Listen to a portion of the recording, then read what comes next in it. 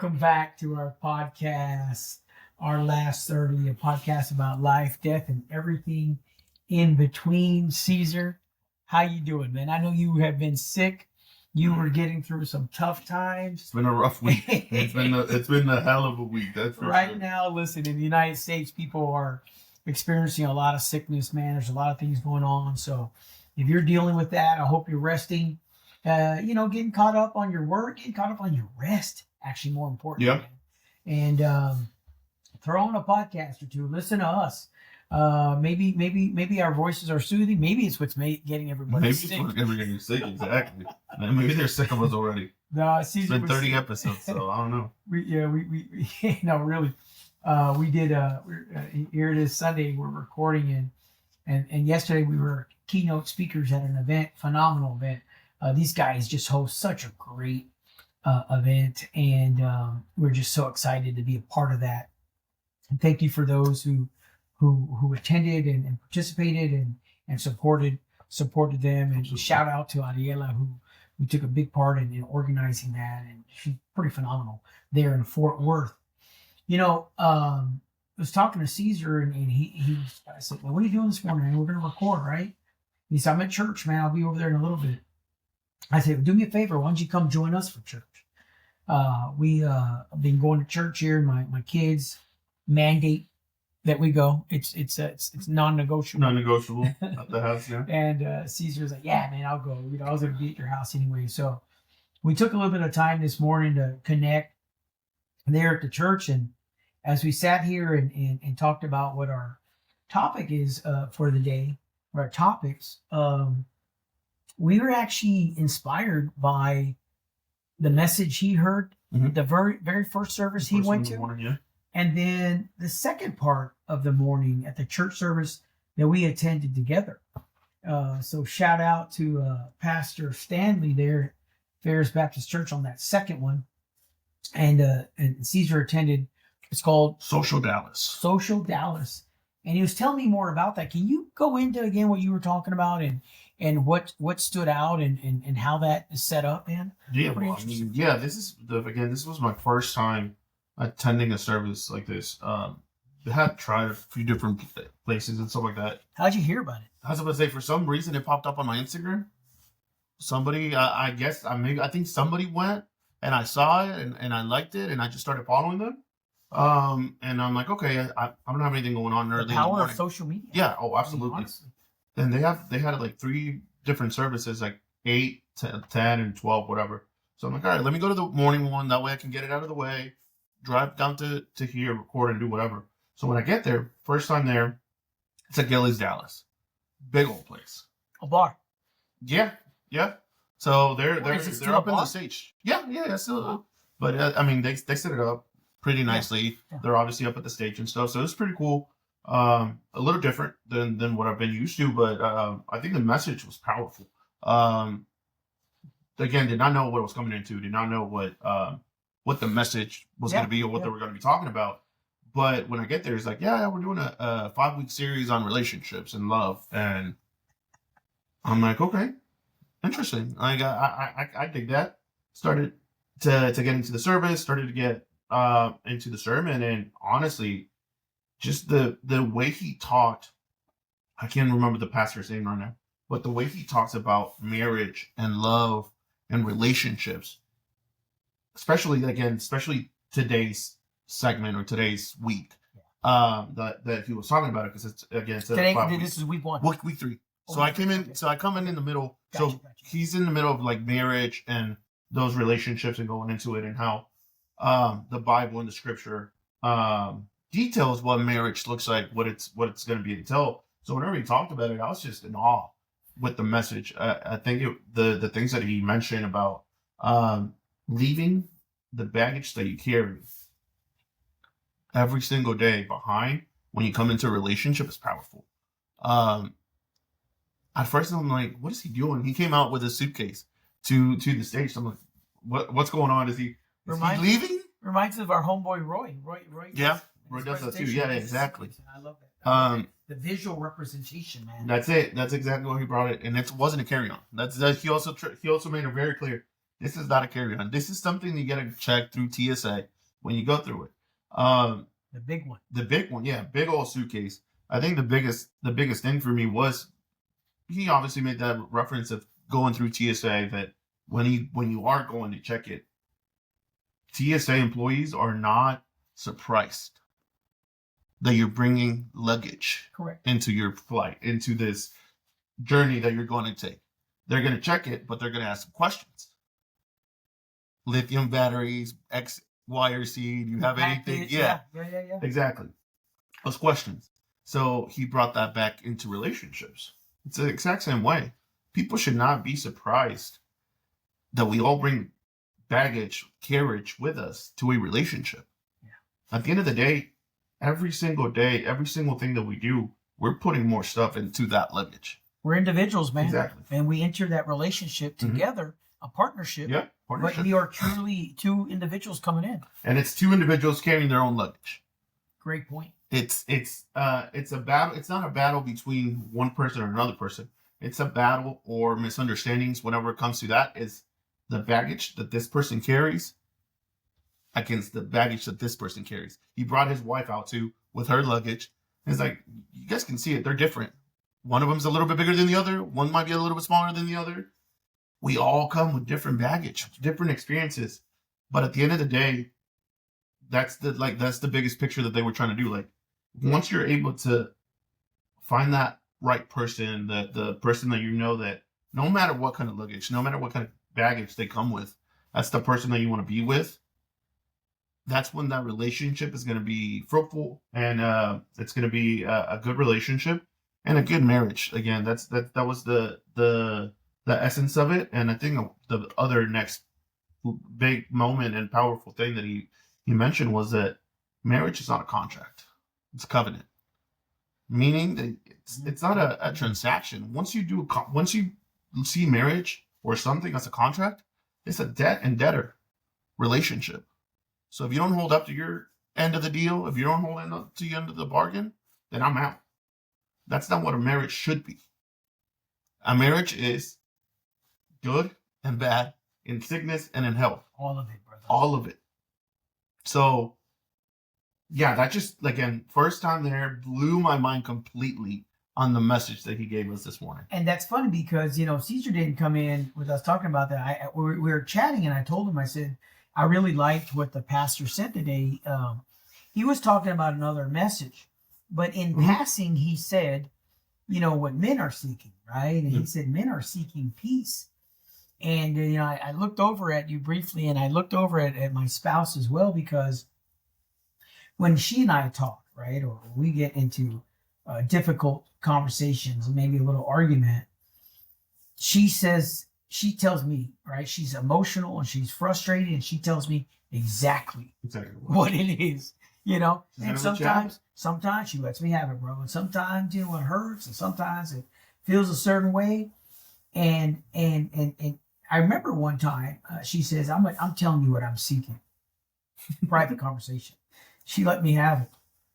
And I told her, I responded very simply. I said, well, that's odd because all I'm seeking is peace. That's it. I just want peace. And when the pastor said that, it was a little half joke kind of thing. He said, what men are seeking, right? Women. And he talked about this big old thing. He said, men, we're just seeking peace. And that spoke to me, man, because it's a reference to exactly what we're talking about. Yeah. They're one of the most famous books, right? War and Peace. Well, that's what some marriages are. Yeah. Right? A whole lot of war and a little bit of peace. And I know it's not perfect. I hope you know that marriage and relationships. Yeah, and it looks different. I think peace also looks different 100%. for each individual. You can't just put a blanket statement and be like, "Oh, I want peace." Yeah, what does peace look like for you? Define it. Tell me exactly what you want. 100, absolutely, dude. It's no different than I'm rich. Rich how? I'm happy. Happy how? Happy you, how, yeah. You get to define that. Exactly. Well, what does peace mean to you? Like if it's peace and quiet and you're in a relationship, you have a family, like you're not. You're never gonna be peaceful then. No, I mean you're seeking the wrong thing. Real stuff, man. Yeah, no, absolutely. You can't do it. Now, if you're seeking a level of happiness or a mutual respect, and that's where you find peace and joy. Mm-hmm. Go get it, Yeah. man. But if you're just again trying to shut people down on stuff, and that's what we're going to talk about today. All right, we're going to talk about what is love, what does it look like, and beyond that word love. So it's a 3-part, man. We're going to break this down 25, 30-minute sessions, 3 of them. And we're going to do them back to back. We're just going to break them up for you. And so, of course, we did some research. We talked a little about it. We just, before we even said, what do the scientists say? What do love experts say? Between you and I, brother, what do we need? And we were 100% Yep. in our responses with what love experts, psychologists, therapists, and everyone else, the church and the non-denominational and people who don't have religious affiliations, just people who are saying a relationship. And I would say this, Caesar, that personal relationship is no different than what you do daily at work. And absolutely. Works, right? You have to have that mutual respect. You have to have that ability to engage and be heard and all that stuff. If you're not getting that at work, it's not the right place for you. Yeah. If you're not getting that in your relationship, this is tough. Maybe that's not the right relationship. Right place for you. Right? Yeah. Absolutely. And that's kind of what we're going to talk about. So 3 parts. We're going to break it down into 3 points that we want to make. Right. And so I asked Caesar, what does a man want? Right. And I looked at it. I had to look up and I was like, hey, dude, look at me, man. What do you think? Look at me. What do you think, dude? And he's like processing. And I said, if you were to break it down by top 5, or initially was our thing, we ended up with 3 on a 30-minute podcast just after our 30th episode. And I'm reminded right now, in 30 days, I'm celebrating my 30th anniversary of marriage, dude. And that we call that a life sentence for Aminta. Oh, for her, yeah, absolutely. Over the seat. We'll talk more about that later. So I asked Caesar. We went back and forth. We agreed 100%. What does a man want? What does a man need? You could worry about how that is worded your way. We'd love to hear your opinion about this. This is just our opinion. Mm-hmm. It breaks it down twice. 2 different perspectives on point 1. Yeah. Because they complement each other. And I would argue that this is true depending on your how you self-identify, right? We're coming from American and Latino American perspectives. We're coming from male perspectives. We're coming from people who are leaders in higher ed. So all those things. That's not an excuse. That's letting you know how we self-identify. Where we come from. Yeah. Okay, or just our own perspective. For us, the number one thing, and peace fits into this. It literally feeds it. Yeah. The number one thing, Caesar, is respect. Respect. I mean, you know how many wars are started because of lack of respect? Yeah. How it's interpreted? And wars may not necessarily mean a world war. It might be in your own home. Yeah. If you are not respecting people, you don't feel respected. Brother, how you living, man? Yeah. And Can you go on to that? Yeah, I think it goes a little bit deeper. Right? Obviously, people, whenever you talk about respect, people assume that it's just being polite. That's just giving you that politeness. Like, okay, yeah, I'm respectful. But I think whenever we're talking about relationships and specifically talking as a perspective from a man, respect goes a lot deeper into just surface level being polite. It goes into the opinions that this individual has, that we have as a man, our decisions that we make, the way that we express ourselves. Respect is more about just being polite, but recognizing the worth of each individual. Whatever it is that they bring, these words are very suggestive and very interchangeable. Sure. For me, or for somebody else, worth can be completely different. Respect can be completely different. In this sense, I think for men, that's what they need. Just feel worthy, that they're in a relationship, feel like they're voice is being heard whenever they're talking about it.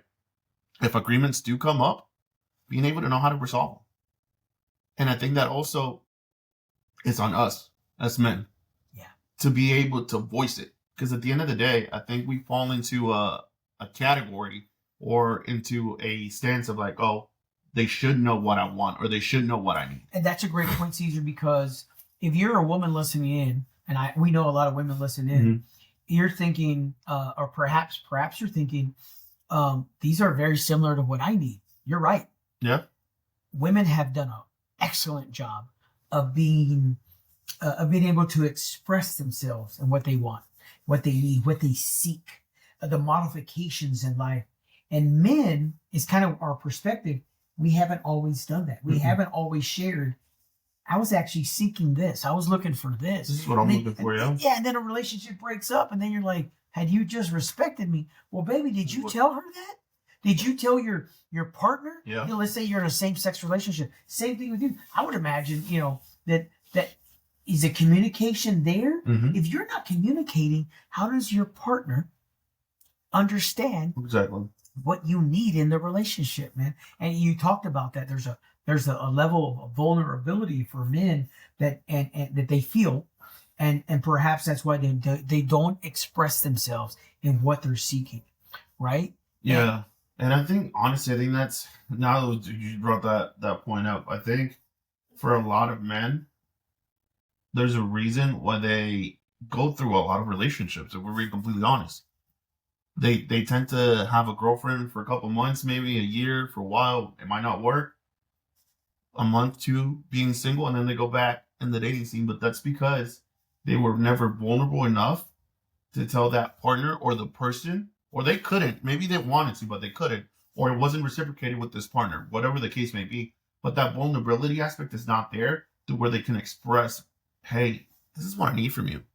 Like, I know we have a great time when we go out together. We spend time together. It's great, blah, blah, blah. But having drinks, yeah, dancing, like all the fun stuff. Exactly. That's easy. But whenever it comes to what I need as a person and as an individual, it goes deeper into it. And I think that's, now that you mentioned that, like, looking at it, it's like, yeah, that's why a lot of men, again, men that I know and people that I know that I've interacted with, tend to do that, tend to bounce from relationship to relationship, because they're trying to find what they need or what they're looking for without expressing it.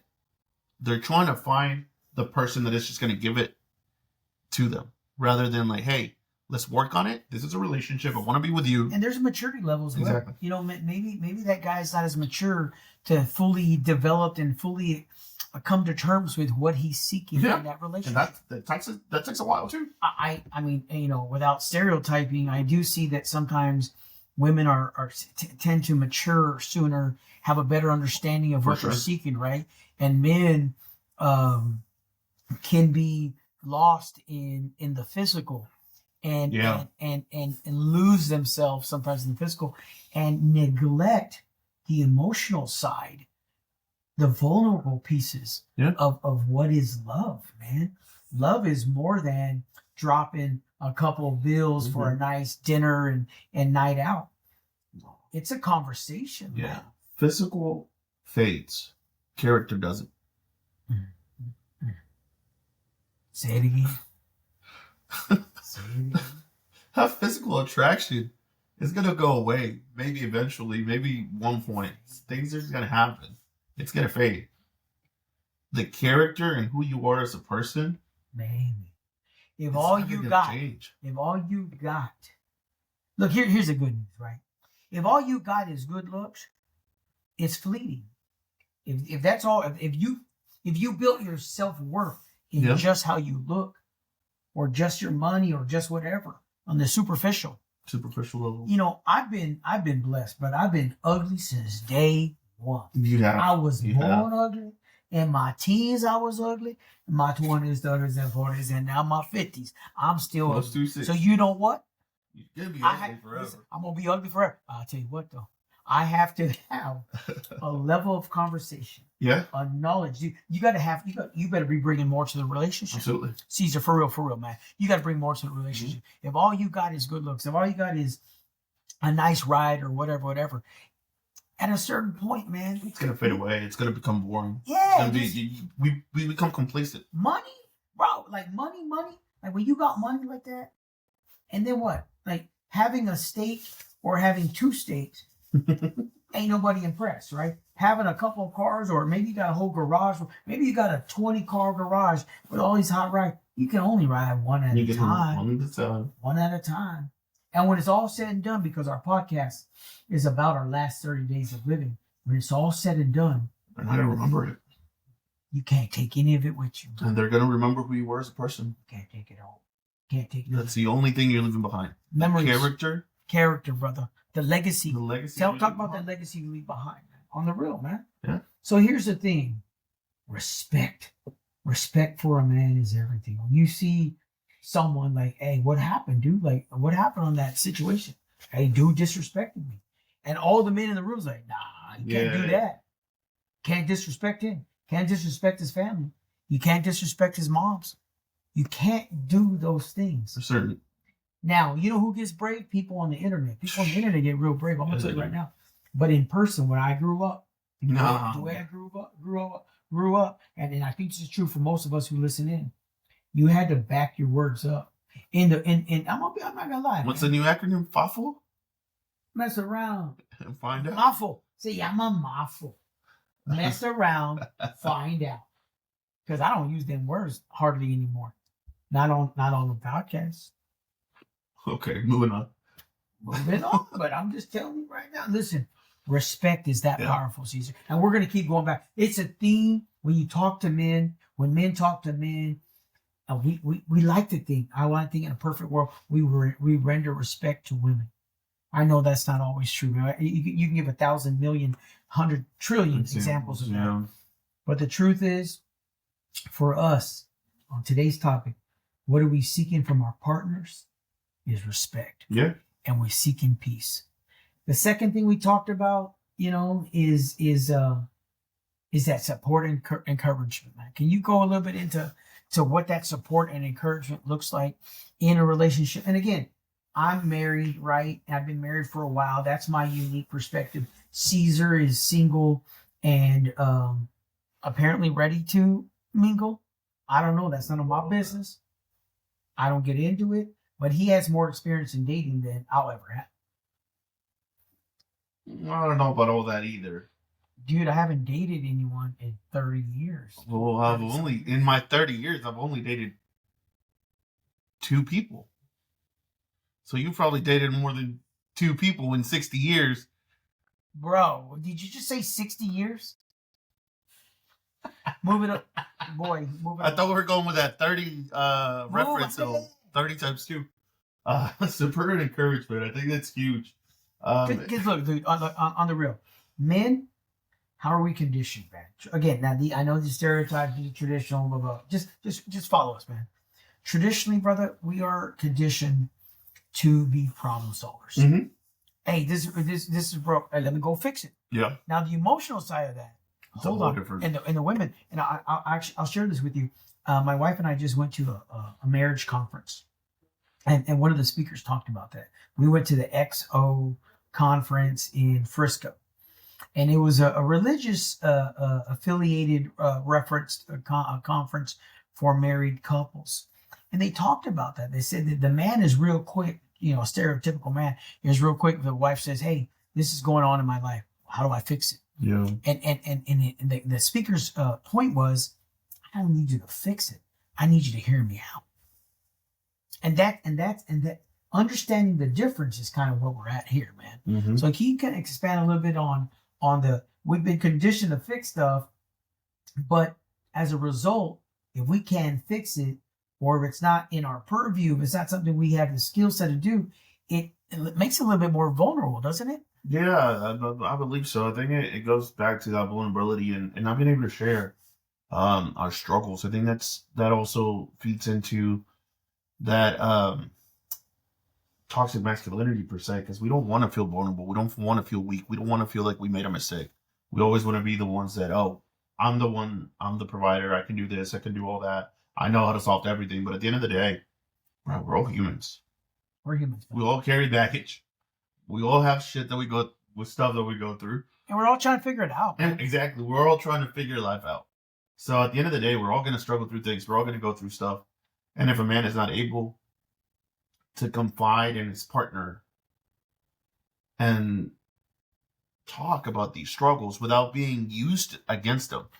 Right? It could make somebody hesitant to share their problems if their partner comes across as non-supportive. Yeah. Comes across as, not being there for them, not listening.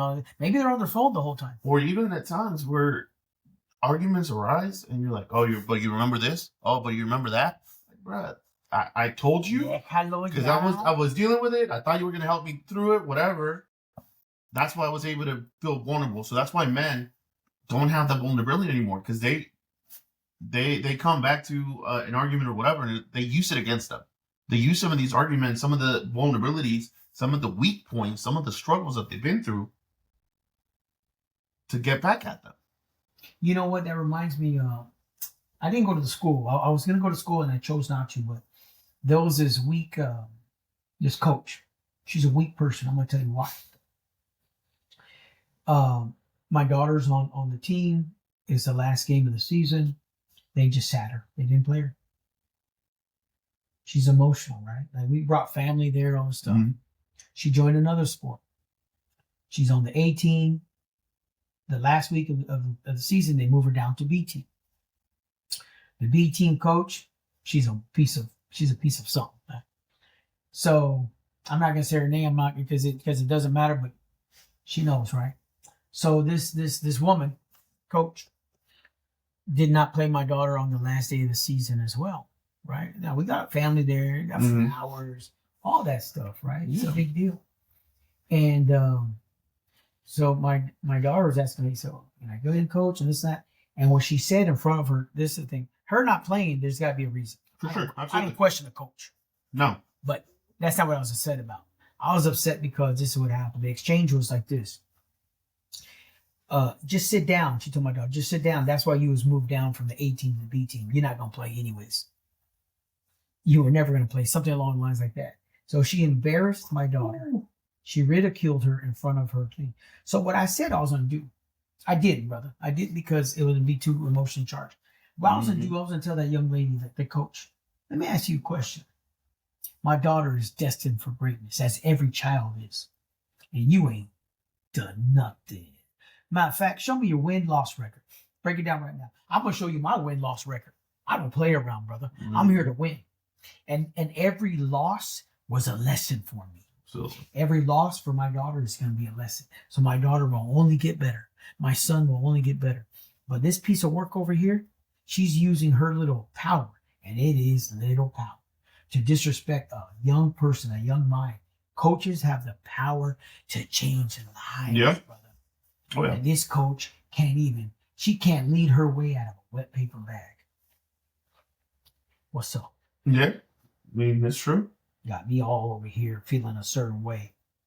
Okay? You need teammates, not hype people. No, you need somebody that's going to be there through the wins and setbacks, through understanding, life, through mutual, health. Caesar. Yeah, it cannot be like, take care of me, you my teammate, and I ain't doing nothing for you. No. But I hear a lot, I hear a lot of, stories on the radio and stuff like that, or YouTube, be saying stuff like, hey, this guy's talking to his girl, is like, hey, like, something, like they're having some major issues, right? You already know where. And she says, well, the reason I did that is because you never home. And dude says, I'm never home because I'm working, so you could have everything. So you can stay at home. Listen, I'm driving a truck. I'm on the road making this kind of money, so you could be at home, watch their children, whatever. And I've heard the story 1,000 times already, man. And the woman on the other end says, well, that's why I messed around with so-and-so. Like, you just destroyed that man. Mm-hmm. You destroyed that man. You can't do that to a man. No. And a man can't do that to a woman. Oh, of course not. It's not cool, man. It has to be reciprocal. That love and that respect and affection and encouragement has to be reciprocal. And that brings me back a little to the message that I heard this morning. It's going to sound weird. It's going to sound cancelable. We're not cancelable. We're not cancelable. We're irrelevant. We are irrelevant. but I'm pulling it up because if not, IRREV. yes. So Elent. the way that the pastor put it, and he said it in his message, verbatim. He's quoting, so verbatim. So I see no sense. Yeah, exactly. No misunderstanding. Marriage is a competition of submission, meaning that I can't just provide love and everything to a person, whether it be physical, emotional, monetary, whatever, given, without being reciprocated. It's a give and take. If I'm going to give you my all, I'm submitting to you. I'm giving you who I am as a person. It has to be the same way for a marriage to work. That's the for a definition relationship of a to work. relationship. Absolutely. Absolutely. Mm-hmm. So we're talking about what beyond love, what do men need? Yeah. Okay. So we talked about peace and respect. Respect is paramount. Oh, absolutely. Number one. Support and encouragement is that second level of what we believe we need as men. And the last is emotional and physical touch, the intimacy side of that equation. And that's a little bit harder to talk about sometimes, man, because men don't often clearly say, we appreciate that, man. Like I'm a little on the spoiled side, man. There's times where I'm just sitting there, I'm thinking, I'm processing, or whatever I'm doing, I'm working. My wife will pass by and she'll just give me a little kiss on the forehead. Bro, like the power of that, man.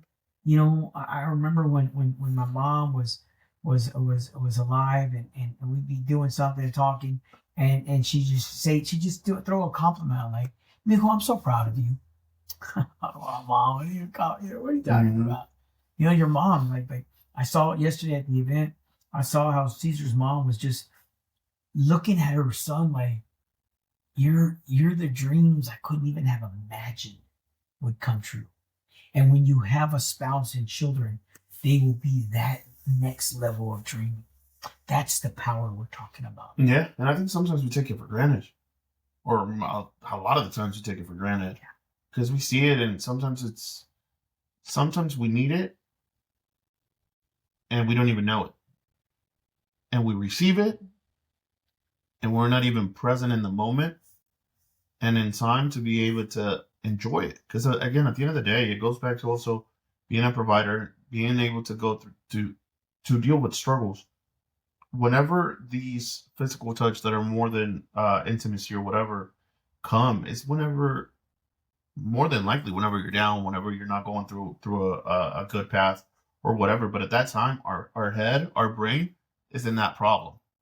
We're not in the moment. We're not present of, I know that she's holding my hand because we know we're holding hands. We don't understand it. We don't get what it means that, hey, I'm here to support you. Whatever it is that you're dealing with, whether you just want to sit there and not talk about it, whatever, just by me holding your hand, squeezing it a little bit, that's me giving you that encouragement that you need. Human touch is that powerful, Caesar. But our brain is in the problem. Our head is trying to figure out how are we going to resolve what we're dealing with right now. Then we're just like, oh yeah, we're holding hands. We do it all the time. No, man. Let me tell you something. My experience has been this. The power of the human touch. Oh, absolutely. A hand on the shoulder, dude, or just like a fist bump.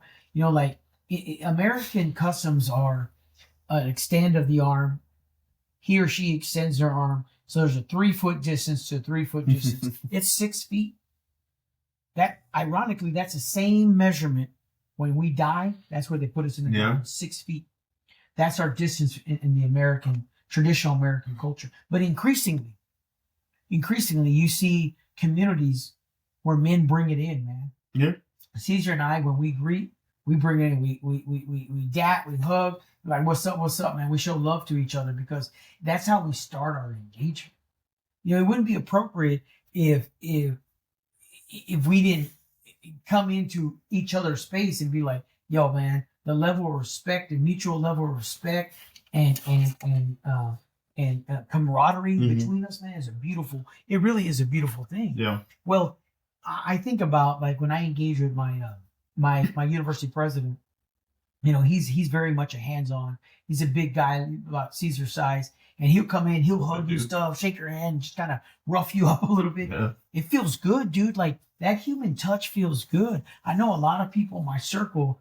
That's what we do. And even when I talk to students, hey man, how you doing? Da-da. Now, of course, you got to keep it appropriate. You have to be aware of today's society. But the truth of the matter is that human touch is enough to change someone's day. Yeah. As much as a compliment would, hey brother, you look good, man, you smell good, all this stuff. I saw yesterday this guy's like, man, I like those shoes, right? He said that, you know, it's just things like that, you know, it feels good. But we talk, we hug, we engage, man, and it's no different. And what a sad component if you didn't have that in your relationship. Mm-hmm. If you weren't showing that level of intimacy with your partner to let them know, man, you're my number one. Like I think about you throughout the day. Yeah. And I say that because I've gone out of my way to learn some ways of communicating with my spouse and people that I care about and my children. And I love when that's reciprocated, Caesar. I love when my kids and my spouse and my friends and my colleague group show that same level of respect. It goes a long way. No, for sure. Yeah. No, I think that intimacy is key. It's key, man. And again, sometimes it just goes by without even noticing it or acknowledging it. Especially whenever we're talking about more like personal or intimate relationships. People tend to see, or people think that that intimacy and affection and all of that is more of a sexual nature. Correct. Like leading right into that's gonna lead into that.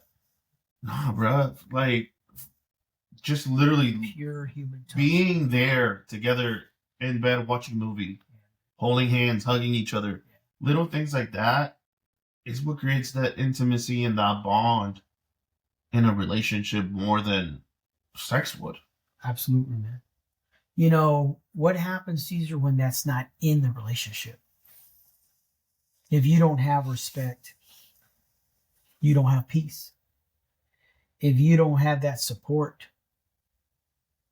you don't have a team. No. And if you don't have that last, the intimacy and touch, you don't have a relationship. I mean, in a perfect world, you're out of that relationship. You're out.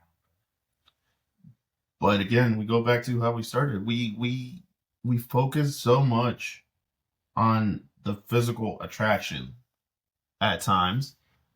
Then we're like, oh, she'll change. Oh, he'll change. Oh, things will get better. Oh, this and that. And we stay in relationships. People stay in relationships that quote unquote are toxic.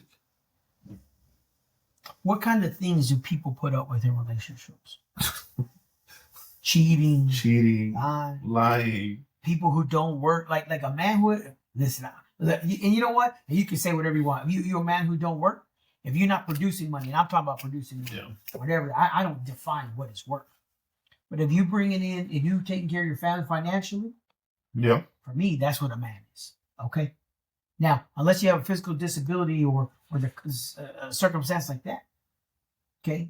I know I'm getting older. There's going to be a point where I can't work. Brother, I'm telling you, my plan is to work to the day I die. Yeah. I look at my father. My father's going to soon be 70. He's going to work to the day he dies. In some capacity, you can't sit there. No. And I stop moving, you're going to die. And I think now that has definitely changed a little bit, just in respect of that aspect of it. I know a lot of guys and I don't know a lot of them, but I know of a few men that don't necessarily quote unquote work. Because again, at that time, that partner, if your wife, for example, is making a lot more money than you, and you have to be the one staying at home to take care of the kids, take care of the house. I got respect for that. That's what I'm saying. Like, it doesn't necessarily have to go to work or making money, but if you're providing for the family in whatever way it is, that's what. Let me clarify, because I appreciate that. If you're expected to be that provider, if you're a young person, of course, and your partner is needing you to be a provider, and you're not coming through, that's where I don't have any respect. Yeah. Oh yeah. That's just me, Fred, the individual. Yeah. Okay. I've been working since I was a young man. I only know to work. I only know to work hard. I'm gonna keep working. That's what I'm gonna do. You know, my spouse and I talk. At the end of the day, we don't need a house. We don't need a couch. We don't need a da da da da. We can go down the list of what we don't need. We need each other, and we need some kind of edifice. It could be a cuartito. It could be a little room. It could be a van. Yeah. If we together, we're And let's safe. get it popular, bro. Actually, no, for real, dude. Because at a certain point, like, what is all this stuff? And things get more complicated. I want to be a place where I can afford Mm-hmm. a dozen eggs. And right now, I got to fit like, hey, steak or eggs. But you can't Steak. have both. Steak. It's cheaper now. Steak is only, T-bone steak is only $9.99 a pound at the butcher. $9.99 a pound. Cheaper than A that. dozen eggs right now is $8. Yeah. And we complain. But here's the thing. You know why we complain, Caesar? Because the price had been set for so long. Were you grateful? Did you ever do a podcast like, we just want to give thanks for how great the price of food is and eggs are in housing? We did it. It's real easy to go back. Right now, if you're looking at yourself like, oh, I wish I could be like I was 2 years ago. I was happy with my weight and da-da-da-da, and I didn't have these wrinkles. But baby, you wasn't happy then. You never celebrated your weight. You never celebrated what you looked at. So my point is, you ain't never happy. Celebrate today. Celebrate what you look like. And if you don't like it, modify it, change it.